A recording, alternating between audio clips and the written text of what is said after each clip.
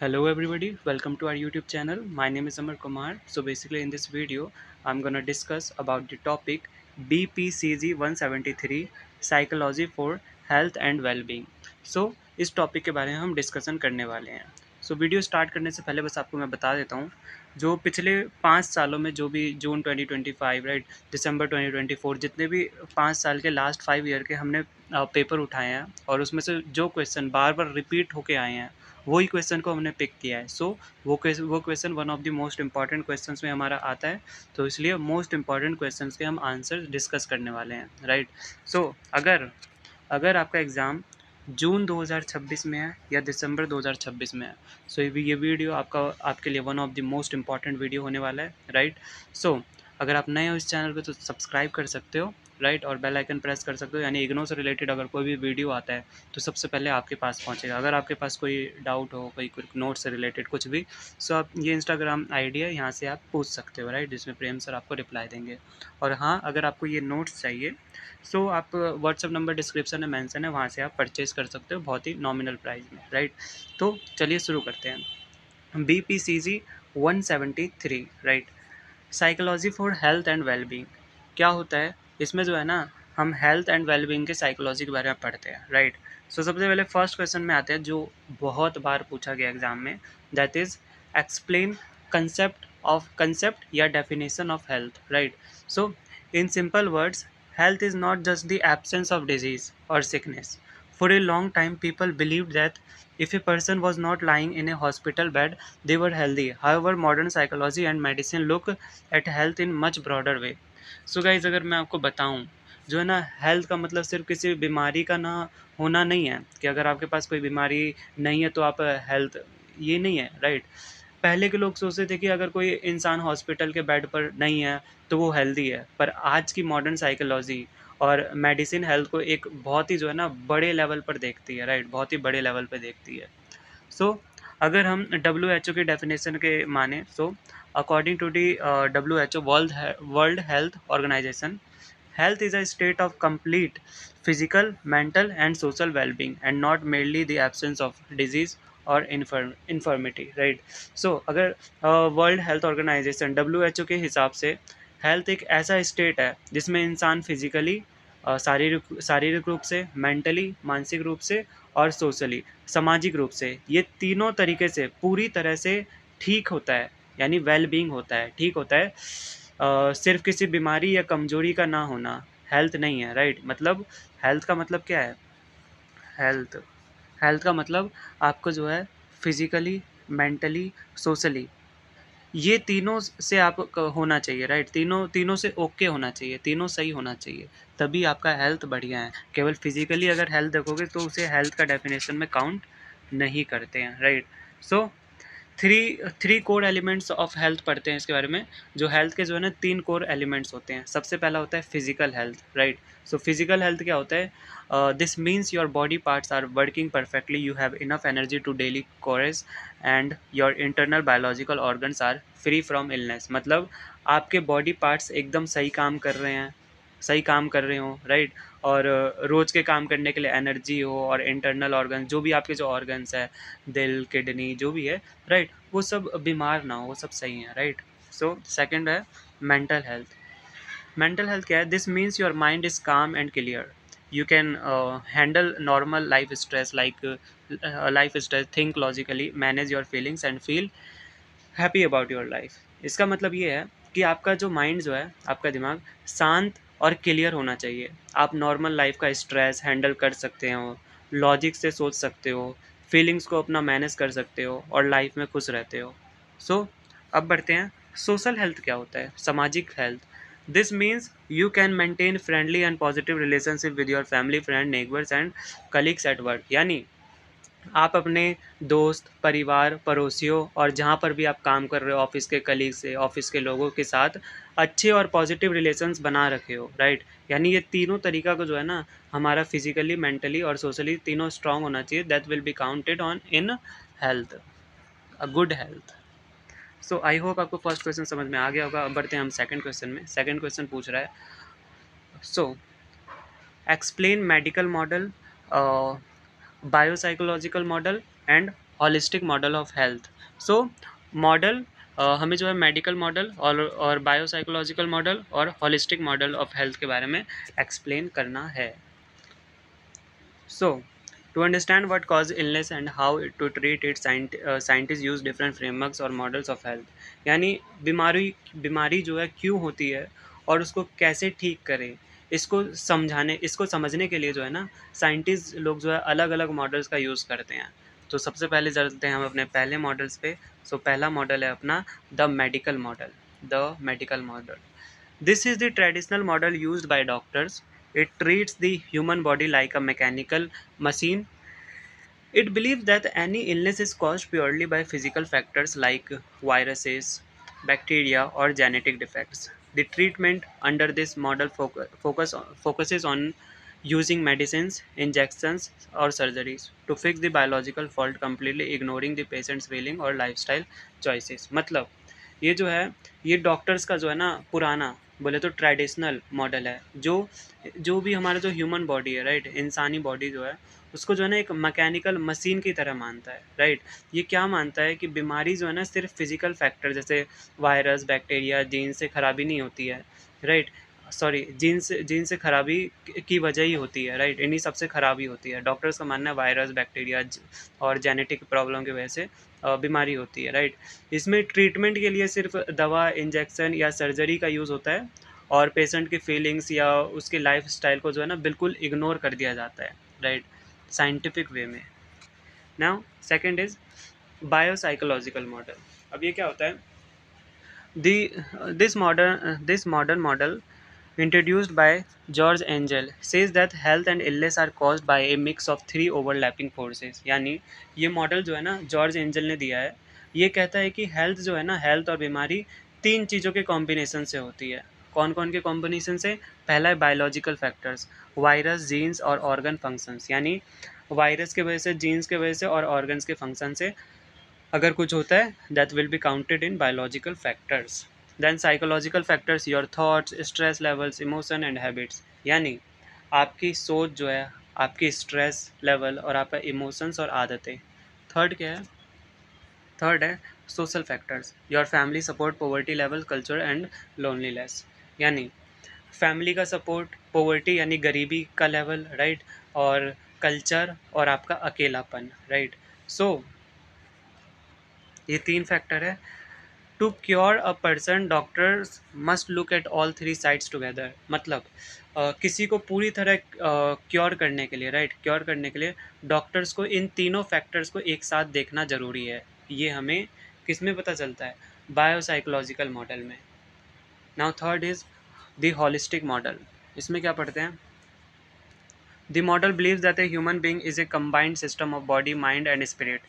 True health can only be achieved when all these elements are balanced together. It emphasizes lifestyle improvement, healthy food diets, physical yoga exercises, meditation, and mental peace to prevent illness before they even start.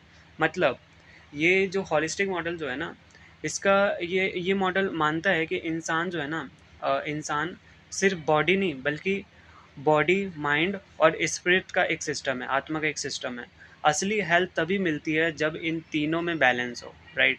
ये बीमारी होने से पहले ही उसको रोकने यानी prevent करने का काम करता है, प्रिवेंट करने पे ज़्यादा जोर देता है, जैसे हेल्दी डाइट, योगा, मेडिटेशन और मेंटल पीस पर फोकस करता है। That is holistic model. Now अब हम बढ़ते हैं थर्ड क्वेश्चन में। थर्ड क्वेश्चन में क्या पूछ रहा है explain social model of health and illness. यानी हेल्थ और इलनेस पे जो है ना हमें सोशल मॉडल को एक्सप्लेन करना है, ठीक है। सो चलिए शुरू करते हैं। The social model of health argues that our health is heavily shaped by the social, economic, and environmental conditions in which we are born, live, grow, and work rather than just our internal biological organs। इसका मतलब ये है, ये model क्या कहता है? ये model कहता है कि हमारी जो है ना हेल्थ, हमारे सोशल, इकोनॉमिक और एनवायरनमेंट कंडीशन, हम कहाँ पैदा हुए, कहाँ रहते हुए और कहाँ काम करते हैं, ये इस पर डिपेंड करता है, ना कि सिर्फ अपने बायोलॉजिकल ऑर्गन्स पर। That is social model of health and illness. आगे बढ़ते हैं। इनके की फीचर्स क्या क्या होते हैं, सबसे पहले देखते हैं। सबसे पहला है सोशल डिटर्मिनेंट्स। सोशल डिटर्मिनेंट्स पहला आता है factors like poverty, lack of school education, unsafe drinking water and a bad housing conditions directly cause disease. For example, a poor child living in a damp, polluted slum areas is much more likely to much more likely to develop asthma than a rich child. That means social determinants, गरीबी, education ना मिलना, right, गंदा पानी और ख़राब घर सीधा बीमारियों का कारण बनता है। ये बात तो आप समझ गए। एग्जांपल ही अगर मैं बताता हूँ, एक समझ लो एक पॉल्यूटेड स्लम है, राइट, स्लम है जहाँ पे बहुत ज़्यादा पॉल्यूटेड है, वो बहुत ज़्यादा, राइट। सो वहाँ पे रहने वाले जो गरीब बच्चे को अमीर बच्चे के कंपैरिजन में अस्थमा होने का ज़्यादा रिस्क होता है। यानी जो गरीब बच्चा है और उसे अमीर बच्चों के कंपैरिजन में अस्थमा होने का ज़्यादा वो पॉसिबिलिटी होता है, राइट। क्यों? क्योंकि वो पॉल्यूटेड स्लम में रह रहा है, गंदे इलाके में रह रहा है, तो उसको ज़्यादा जल्दी होने का संभावना है। So that is social determinant.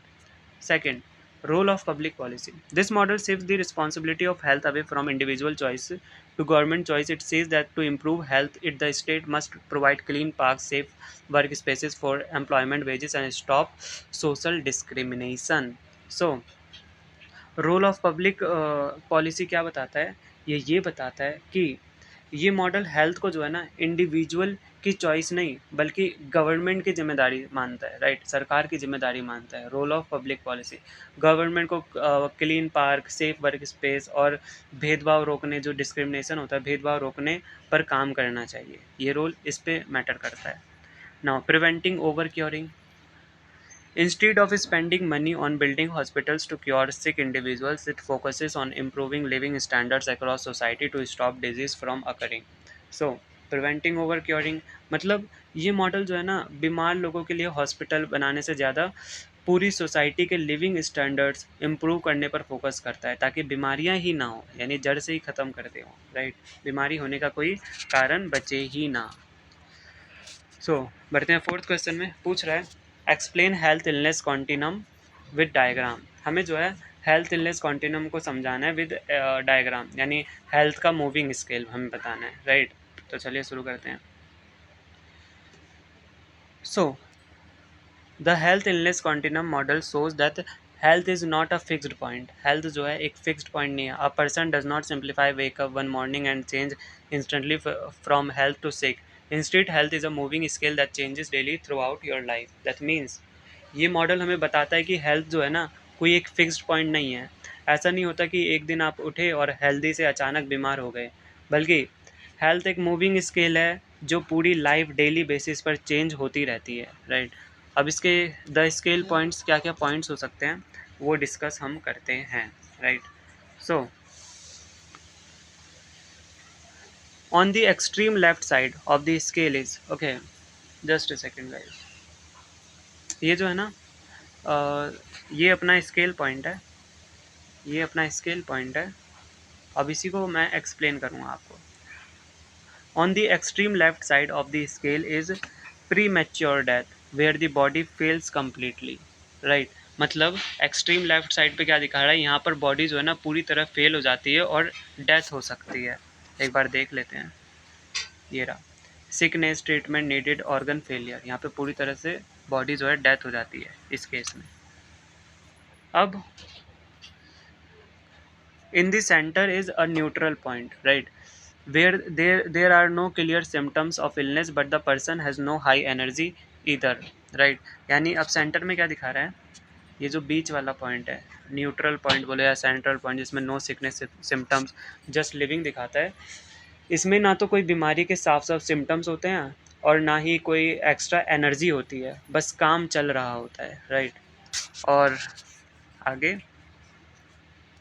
आगे है on the extreme right side is high level wellness where a person experiences high vitality, high physical fitness and mental joy.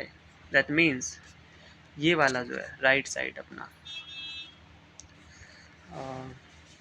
ये जो है अपना राइट साइड, ये वाला high energy wellness lifestyle mental peace, इसमें यहाँ पर बॉडी में जो है ना बहुत एनर्जी होता है, फिटनेस और मेंटल खुशी होती है, right. So if you have healthy food habits, practice exercise and manage stress, you move right towards high wellness.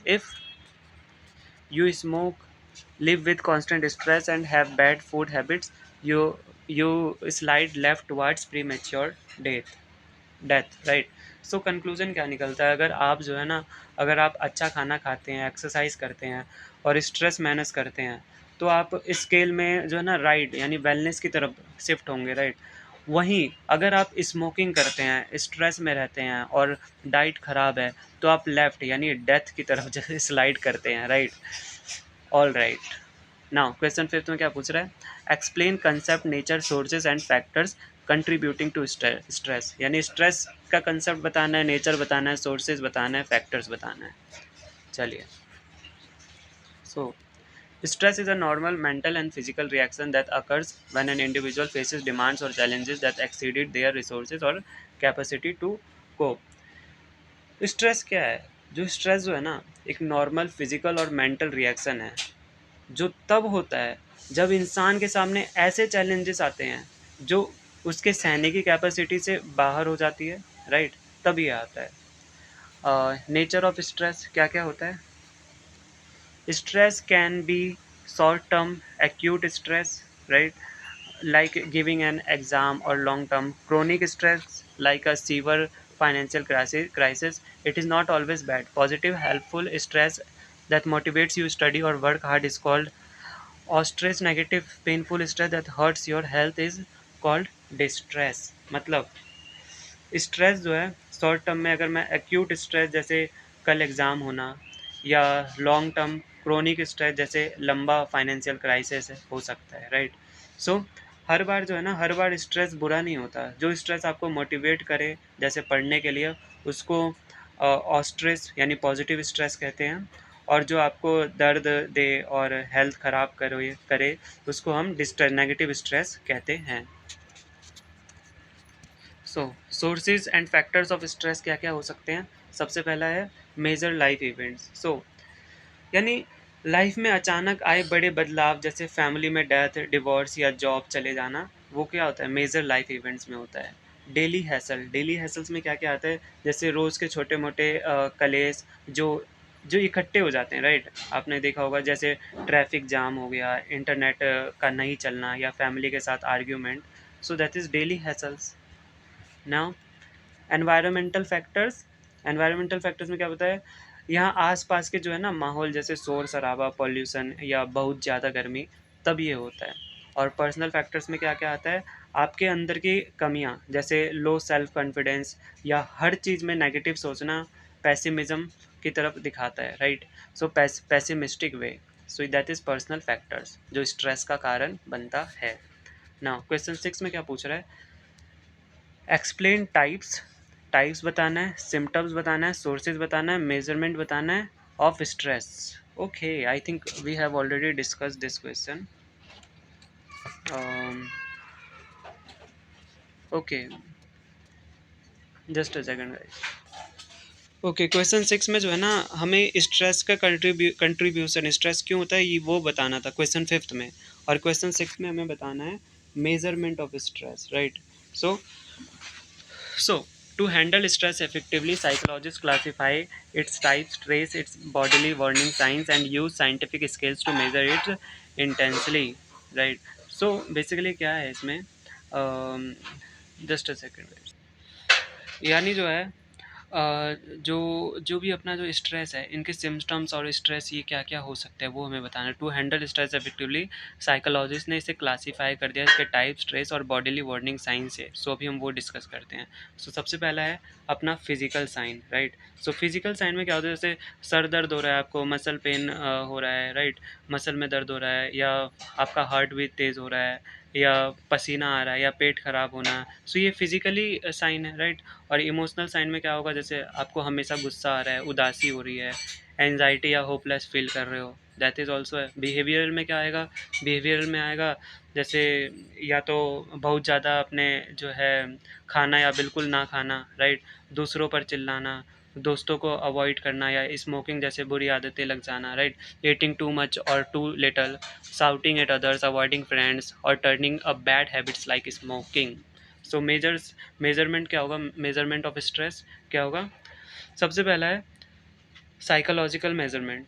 जिसमें जो है ना डायरेक्ट बॉडी का चेकअप जैसे बीपी, पल्स रेट या ब्लड टेस्ट से कॉर्टिसोल स्ट्रेस हार्मोन का जो है ना लेवल चेक करना। सेकंड है साइकोलॉजिकल क्वेश्चनियर। इसमें क्या होता है कि जो है ना जैसे अपना होता है पीएसएस। पीएसएस मतलब परसीव्ड स्ट्रेस स्केल, या एसआरआरएस जैसे फॉर्म भरवाना, जहाँ लोग अपने लाइफ इवेंट्स के हिसाब से जो है ना टिक करते हैं और उनका स्ट्रेस स्कोर निकलता है, राइट। सो ये है। नाउ आई होप आपको क्वेश्चन 6 समझ में आ गया होगा। बढ़ते हैं क्वेश्चन 7 में। एक्सप्लेन मॉडरेटर्स ऑफ स्ट्रेस, यानी स्ट्रेस के क्या क्या मॉडरेटर्स हैं। सो बेसिकली ये होता क्या है, जो स्ट्रेस मॉडरेटर्स वो अंदर के जो है ना अंदर के या बाहर के फैक्टर्स होते हैं जो स्ट्रेस के नेगेटिव इफेक्ट को कम करते हैं, यानी जो भी स्ट्रेस का जो है ना नेगेटिव इफेक्ट्स को कम करे, जैसे बफर का काम करते हैं, राइट। यही वजह से यही वजह है कि सेम प्रॉब्लम होने पर भी दो लोग अलग अलग तरीके से बिहेव करते हैं, right. They explain why two different people facing the exact same challenges handle it completely different. Now key stress moderators क्या क्या हो सकते हैं। सबसे पहला है सोशल सपोर्ट। सोशल सपोर्ट में लविंग फैमिली, सच्चे दोस्त या सपोर्ट ग्रुप का होना जो आपके प्रॉब्लम सुने और पैसे या इमोशनल सपोर्ट से मदद करे, ये सबसे बड़ा एक्सटर्नल मॉडरेटर है। फिर सेकंड है locus of control. Locus of control में क्या होता है, जिन लोगों का इंटरनल लोकस होता है वो सोचते हैं कि वो अपनी मेहनत से सिचुएशन बदल सकते हैं, इसलिए उन्हें कम स्ट्रेस होता है। जिनका एक्सटर्नल लोकस रहता है, बाहरी लोकस, राइट। सो वो लक, किस्मत या किस्मत को ब्लेम करते हैं, यार मेरा लक ही नहीं है, किस्मत ही बढ़िया नहीं है, उनको ब्लेम करते हैं और हेल्पलेस बेजुबान फील करते हैं, राइट। सो सेकंड है ऑप्टिमिज्म, मतलब पॉजिटिविटी, राइट। सो पॉजिटिव सोच रखना, जहाँ आप मन की जो है मन की है मुश्किलें थोड़े टाइम के लिए ही आई है, इसे शांति मिलती है, right. A positive personality trait where a person looks at difficulties as temporary roadblocks, helping them stay calm and hopeful. Hardiness, जो हार्डीनेस का मतलब ये होता है, ये जो है ना ये एक ऐसी आदत है जिसमें आप प्रॉब्लम्स को जो है ना खतरा मानने के बजाय एक चैलेंज मानते हो और उसे कुछ नया सीखने की कोशिश करते हो। सो आई होप आपको क्वेश्चन 7 समझ में आ गया होगा। आप क्वेश्चन 8 में बढ़ते हैं। Explain effect of stress on health, performance, productivity and relationships. यानी हमें जो है ना इफेक्ट बताना है स्ट्रेस का, किस किस के ऊपर, हेल्थ के ऊपर, परफॉर्मेंस के, प्रोडक्टिविटी और रिलेशंस के ऊपर। सो बेसिकली क्या है ना, जो लॉन्ग टर्म के लिए जो है ना लॉन्ग टर्म के लिए और आउट ऑफ कंट्रोल स्ट्रेस एक जो है ना अंदरूनी जहर की तरह काम करता है जो लाइफ के हर हिस्से को डैमेज करता है, right. Long term uncontrol chronic stress acts like an internal toxin that damages every important pillar of human life. So destructive effect क्या क्या हो सकते हैं। सबसे पहला हेल्थ पर असर आता है, राइट। हेल्थ पे असर क्या क्या आएगा, जैसे स्ट्रेस में ब्रेन जो है ना बहुत ज़्यादा स्ट्रेस में ब्रेन जो है बहुत ज़्यादा कॉर्टिसोल हार्मोन रिलीज करता है। इससे क्या होता है, इससे इम्यून सिस्टम जो होता है अपना वो वीक हो जाता है और इन्फेक्शन जल्दी पकड़ते हैं। लंबा लंबा चलने पर हाई बीपी, डायबिटीज़, पेट में अनक्लर और हार्ट अटैक का खतरा बढ़ जाता है।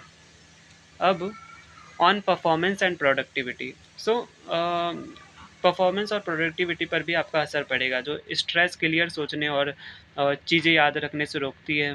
काम पर या स्कूल में स्ट्रेस इंसान सिली मिस्टेक्स करता है, फोकस नहीं कर पाता, ज़्यादा छुट्टियां लेता है और काम बहुत धीरे धीरे ख़त्म करता है, राइट। नाउ रिलेशनशिप पे भी असर आएगा, आपके रिलेशनशिप पे असर। स्ट्रेस्ड इंसान जो है ना हमेशा चिड़चिड़ा, इरिटेटेड रहता है। वो छोटी छोटी बातों पर जो है ना लड़ने लगता है, फैमिली और दोस्तों से कटने लगता है, आइसोलेट होने लगता है और आखिर में रिश्ते टूट जाते हैं। सो क्वेश्चन 9 है, 9 में पूछ रहा है explain inverted you relationship between stress and performance. हमें इन्वर्टेड यू रिलेशनशिप बताना है between stress and performance. The relationship between stress and the relationship between stress and task performance is described by Yerkes-Dodson law, which shows up as an inverted U-shaped curve on a chart graph. So basically क्या है इसका मतलब, जो है ना stress और performance के relationship को यर्किस डॉटसन लॉ समझाया जाता है। जैसे जो ग्राफ पर जो है ना उल्टे यू, इन्वर्टेड यू शेप में दिखता है, ग्राफ में दिखता है, right. So understanding the three faces of the curve, curve के तीन फेसेस क्या क्या है जो ग्राफ में दिखाया गया है। सबसे पहला है लो स्ट्रेस फेस। इसमें क्या होता है ना, अंडर अराउजल अराउजल होता है। जब जीरो स्ट्रेस होता है तो आप आलसी और बोर्ड फील करते हो, इसलिए आप मेहनत नहीं करते और आपकी परफॉर्मेंस जो है बहुत स्लो हो जाती है। दूसरा होता है ऑप्टिमम स्ट्रेस फेस। इसमें क्या होता है, पीक लेवल पे होता है। जब थोड़ा सा स्ट्रेस बढ़ता है तो ये योर स्ट्रेस मोटिवेशन का काम करता है। इसी लेवल पर आप अलर्ट और फोकस हो जाते हो, जिससे आपकी सबसे बेस्ट मैक्सिमम पीक परफॉर्मेंस निकल कर आती है। फिर थर्ड है अपना आई high stress phase, over arousal. अगर स्ट्रेस एक लिमिट से ज़्यादा बढ़ जाए तो डिस्ट्रेस, टेंशन शुरू हो जाती है। एंजाइटी और डर की वजह से आपका फोकस चला जाता है और परफॉर्मेंस एकदम से नीचे गिर जाता है। नाउ क्वेश्चन 11 में क्या, सॉरी क्वेश्चन 10 में क्या पूछ रहा है, explain yoga, meditation, mindfulness and relaxation techniques for stress management. यानी जो भी स्ट्रेस मैनेजमेंट जो है ना उसको मैनेज करने के लिए योगा, मेडिटेशन, माइंडफुलनेस और रिलैक्सेशन टेक्निक्स को हमें एक्सप्लेन करना है, राइट। सो जो भी है स्ट्रेस से जो है ना बॉडी और माइंड को रिलैक्स करने के लिए जो है ना कुछ प्रैक्टिकली प्रूवन टेक्निक्स होते हैं। क्या क्या है, क्या क्या रिलैक्सेशन प्रैक्टिसेस है। सबसे पहले योगा। इसमें फिजिकल पोस्चर जो आसन होते हैं अपने और स्लो ब्रीथिंग प्राणायाम जो रहता है किया जाता है। ये मसल्स के टेंशन और बीपी को कम करके नर्वस सिस्टम को रिलैक्स करता है। दूसरा है मेडिटेशन। मेडिटेशन में क्या होता है, ध्यान लगाना। शांति से बैठकर किसी एक पॉइंट, सांस या किसी मंत्र पर पूरा फोकस करना। इससे दिमाग में दौड़ने वाले फालतू ख्याल रुक जाते हैं। फिर माइंडफुलनेस। माइंडफुलनेस में क्या होता है, पास्ट की जो भी आपकी जो पुरानी कोई गलती है या फ्यूचर की कोई टेंशन छोड़कर आज और अभी प्रेजेंट मोमेंट को बिना किसी जजमेंट का एक्सेप्ट करना और उस पर फोकस करना, that is mindfulness. PMR, progressive muscle relaxation. ये इसका मतलब क्या होता है, इसका मतलब होता है कि अपनी बॉडी की मसल, जैसे जो आपकी शोल्डर रहता है उसको, शोल्डर्स को, जो मसल्स को जो है ना जानबूझकर 5 सेकंड तक जो है ना टाइट करना और फिर अचानक से पूरा ढीला छोड़ देना। इससे अंदर का जो है ना डीप फिजिकल स्ट्रेस निकल जाता है, राइट। सो इसी के साथ अपना ये 10th क्वेश्चन होता है कंप्लीट। अब बढ़ते हम अपने 11th क्वेश्चन है। पूछ रहा है explain biofeedback as a technique of stress management. हमें बायोफीडबैक के बारे में बताना है as a technique of stress management. So basically जो है ना अगर मैं आपको बताऊं seriously, biofeedback is a modern scientific technique that helps individuals learn how to voluntarily control their automatic bodily functions using digital monitor screens। यानी ये एक मॉडर्न और साइंटिफिक टेक्निक है। जब इंसान स्ट्रेस में होता है तो ऑटोमेटिकली उसका हार्ट रेट बढ़ जाता है और सांसें जो है ना छोटी हो जाती है। When a person is highly stressed, their body automatically increases its heart rate, जो कि मैंने आपको समझाया, shortens breathing, ये सब हो जाता है। और क्या होता है जो है ना बायो फीडबैक में जो है पेशेंट का जो है ना स्किन पर इलेक्ट्रॉनिक सेंसर्स लगाते हैं जो एक कंप्यूटर स्क्रीन पर जो है ना इन हार्ट रेट या ब्रीथिंग लाइंस को दिखाते हैं। जब पेशेंट स्क्रीन पर जो है ना अपनी स्ट्रेस लाइंस को ऊपर जाते हुए देखता है, राइट, तो उसको डीप ब्रीथिंग करने को कहा जाता है। हॉस्पिटल में जो है ना ये लगा रहता है।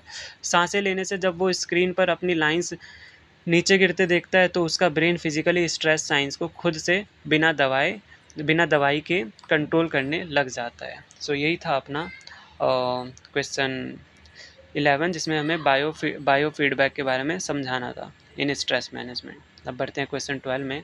पूछ रहा है right note on कॉपिंग styles, proactive कॉपिंग and avoidant कॉपिंग। यानी कॉपिंग स्टाइल्स क्या होता है, प्रोएक्टिव कॉपिंग क्या होता है और अवॉइडेंट कॉपिंग क्या होता है। बेसिकली जो है ना कॉपिंग का मतलब क्या होता है, कॉपिंग का मतलब होता है वो स्ट्रैटेजीज़ जो आप स्ट्रेस को हैंडल करने के लिए यूज़ करते हो। कौन कौन से स्ट्रैटेजीज़। सो कॉपिंग के जो स्ट्रैटेजीज़ हैं, सबसे पहला है problem focused कॉपिंग, right. So direct problem पर अटैक करके उसको ठीक करना। जैसे एग्ज़ाम में फ़ेल हुए तो एक नया टाइम टेबल बनाना, राइट। सो सेकंड है इमोशनल फोकस्ड कॉपिंग, यानी प्रॉब्लम सॉल्व करने के बजाय अपने इमोशंस और दुख को ठीक करने पर फोकस करना। जैसे रोने का मन करे तो दोस्त से बात कर लेना, राइट। ना प्रोएक्टिव कॉपिंग वर्सेस अवॉइडेंट कॉपिंग क्या होता है? प्रोएक्टिव कॉपिंग हेल्दी अप्रोच होता है। सो प्रोएक्टिव कॉपिंग क्या होता है? आने वाली प्रॉब्लम्स को पहले ही समझ लेना और उन्हें रोकने का ट्राई करना। जैसे एग्ज़ाम आने से 2 दिन पहले ही पढ़ना, एग्ज़ाम आने से 2 महीने पहले ही पढ़ना, नॉट 2 डेज़, राइट? 2 महीने पहले ही पढ़ना, स्टार्ट कर देना, ये सबसे इफ़ेक्टिव स्ट्रैटेजी में आता है। अवॉइडेंट कॉपिंग क्या होता है? Unhealthy approach. ये होता है प्रॉब्लम्स को फेस करने से भागना, यानी जैसे ऑफिस से वार्निंग आई तो उसको भूलने के लिए शराब पीना या पूरा दिन सोना, दैट इज़ द भूलना, राइट? इससे कुछ देर की शांति मिलती है पर आगे जाकर जो है ना आपके लिए प्रॉब्लम इसे क्रिएट करता है। नाउ क्वेश्चन 13 में क्या पूछ रहा है? Explain cognitive restructuring and time management. So cognitive restructuring यानी अपनी सोच को बदलना, right? Restructuring. So cognitive restructuring and time management are a practical mental and behavioral tool used to handle stress in modern daily lives। यानी ये जो है ना स्ट्रेस को मैनेज करने के लिए डेली रूटीन्स में काम आता है। So cognitive restructuring, changing thought. So ये जो है ना this is a code method in cognitive behavioural therapy. It assume that our stress is caused by our irrational negative self talk rather than the problem itself। for example, if you make one mistake thinking I am a failure creates deep stress। मतलब इसका मतलब क्या है? यानी इसका मतलब ये है कि ये टेक्निक मानती है कि जो स्ट्रेस का जो है ना असल स्ट्रेस का जो है ना असल प्रॉब्लम की वजह से नहीं, बल्कि जो आपकी जो ओवर थिंकिंग और नेगेटिव बातें जो है ना उससे ज़्यादा हो रही है। जैसे एक गलती हुई और सोचा मैं तो पूरा लूज़र हूँ, राइट? यानी इसमें आपको अपनी नेगेटिव सोच को पकड़ना होता है और उसको लॉजिक और बैलेंस्ड सोच से जो है ना रिप्लेस करना होता है। जैसे गलती हुई है पर मैं इससे सीख कर अगली बार ठीक कर दूंगा। इससे पैनिक अचानक से कम हो जाता है। So now time management, organising work, यानी टाइम को कैसे मैनेज करना है। सो बेसिकली इसमें क्या होता है? यानी अपने लिमिटेड टाइम को जो है ना सही से ऑर्गेनाइज करना ताकि डेडलाइंस का स्ट्रेस ना हो। इसमें जो है ना एक है ये, let me highlight this first, Eisenhower matrix. So इसने जो है ना इसमें Eisenhower मैट्रिक्स अर्जेंट और इम्पोर्टेंट काम अलग करना, यानी फालतू टाइम वेस्ट को नो बोलना और बड़े प्रोजेक्ट्स को छोटे छोटे पार्ट्स में तोड़ना शामिल है। इसमें टाइम मैनेजमेंट में आता है। नाउ क्वेश्चन 14 में पूछ रहा है discuss illness related to food diet and obesity. यानी हमें बताना है जो इलनेस जो रिलेटेड जो है खाने, डाइट और ओबेसिटी से। सो यानी आज का जो है ना ख़राब लाइफस्टाइल जैसे जंक फूड, शुगर, ड्रिंक्स और एक्सरसाइज ना करने से पूरी दुनिया में जो है ना बीमारियां बढ़ रही हैं, राइट? सो इनके मेजर फूड रिलेटेड इलनेस क्या क्या हो सकते हैं? सबसे पहला कार्डियोवैस्कुलर डिसीज़, यानी हार्ट की बीमारी। अब जो है ना मैं एक बात बताऊं, जो ख़राब फैट्स के खाने रहते हैं, राइट? ख़राब फैट्स वाले खाने जो जो हार्ट की जो है ना ब्लड वेसल में कोलेस्ट्रॉल जम जाता है, जिससे आगे चलकर जो है ना चेस्ट पेन या हार्ट अटैक होता है। सब फिर दूसरा है डायबिटीज़। डायबिटीज़ में क्या होता है? लगातार बहुत ज़्यादा चीनी चीनी दैट मीन्स शुगर लेने से बॉडी का इंसुलिन हार्मोन काम करना बंद कर देता है। हाई ब्लड शुगर धीरे धीरे जो है किडनी और आँखों को डैमेज कर देता है। ओबेसिटी कॉम्प्लिकेशंस क्या होता है? यानी मोटापे का नुकसान, राइट? मोटापे के नुकसान, बॉडी पर एक्स्ट्रा फैट होने से जॉइंट्स और घुटनों पर हैवी प्रेशर पड़ता है, और आर्थराइटिस और नींद के वक्त जो है ना सांसें रुकने लगती है। स्लीप अपनिया कहते हैं उसे, स्लीपेनिया। अब बढ़ते क्वेश्चन 15 है, पूछ रहा है explain obesity and feeding eating disorders according to DSM-5। That means हमें जो है ना DSM-5 में जो है ना डायग्नोस्टिक्स एंड स्टैटिस्टिकल, DSM का फुल फॉर्म होता है diagnostic and statistical manual of mental disorders, जो साइकोलॉजी में जो है ना सीरियस बीमारियों को बताना होता है इसमें। सो की DSM-5 ईटिंग डिसऑर्डर्स क्या क्या हो सकता है? सबसे पहला है एनोरेक्सिया नर्वोसा। इसमें जो है ना इंसान को वेट बढ़ाने का बहुत ज़्यादा जो है ना डर होता है, वेट बढ़ने का बहुत ज़्यादा डर होता है। वो चाहे कितना भी पतला क्यों ना हो, शीशे में उसको अपना वज़न जो है ना बहुत ज़्यादा ही लगता है। वज़न कम करने के लिए वो भूखा रहता है और स्टारवेशन यानी भूखा रहता है, जिससे ऑर्गन फेलियर का रिस्क हो जाता है। दूसरा है बुलिमिया नर्वोसा। इसका मतलब क्या है, इसमें जो है ना, इसमें इंसान पहले दुख या स्ट्रेस में बहुत ज़्यादा खाना यानी बिंज ईटिंग खाता है और उसके तुरंत बाद गिल्ट पछतावा होने पर ज़बरदस्ती उल्टी करता है या पेट साफ करने के लिए दवाई पर्जिंग खाता है, राइट। नाउ क्वेश्चन थर्ड है binge eating disorder. Binge eating disorder में क्या होता है, यानी इसमें लोग बिना किसी कंट्रोल के जो है ना बहुत ज़्यादा खाना खाते हैं, पर बाद में उल्टी पर्ज होने लगता है, पर्ज नहीं करते, उल्टी पर्ज नहीं करते।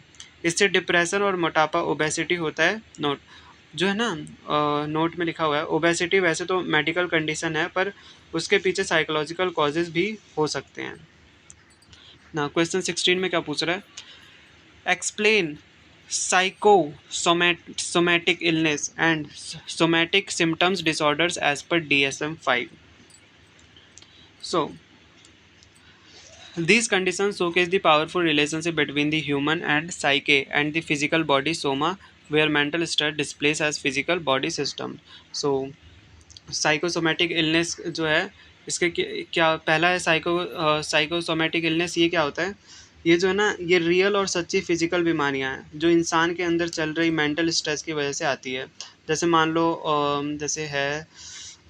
जैसे ऑफिस की टेंशन से, या रियल में पेट में अनक्लियर, या अस्थमा का अटैक आ जाना, right. Asthma muscle spams in your lungs.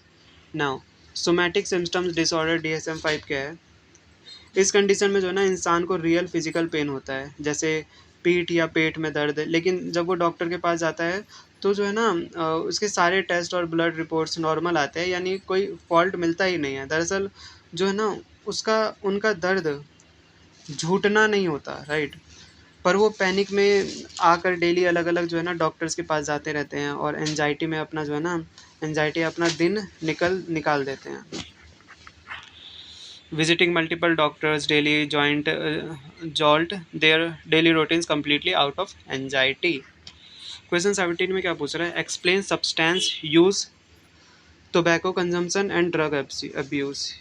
So जब इंसान जानते हुए भी हार्मफुल केमिकल्स या नशे को लेना शुरू कर देता है और अपना करियर, हेल्थ और फैमिली ख़राब कर ले, तो उसे सब्सटेंस अब्यूज़ कहते हैं। Substance abuse happens when an individual depends on harmful chemical items like alcohol, tobacco, or illegal drugs despite knowing they destroy health, career, and family life. Forms and dangerous consequences क्या होते हैं, tobacco consumption में क्या आता है, cigarette या tobacco चबाने से जो है ना ब्लड में निकोटीन मिलता है, जो कि एक आदत एडिक्शन बन जाता है। इससे मुंह हो गया, लंग्स हो गया, कैंसर हो गया, COPD, सांस की बीमारी और स्ट्रोक का खतरा बढ़ता है। दूसरा है अल्कोहल अब्यूज़ यानी शराब, राइट।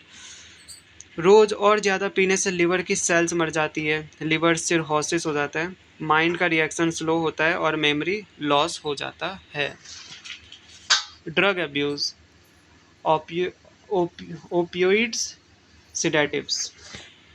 सो इलीगल केमिकल्स का नशा लेने से ब्रेन के कनेक्शंस बदल जाते हैं, इंसान में टॉलरेंस बन जाता है इसमें, यानी जो है ना सेम नशा महसूस करने के लिए जो है ना पहले से ज़्यादा डोज लेनी पड़ती है।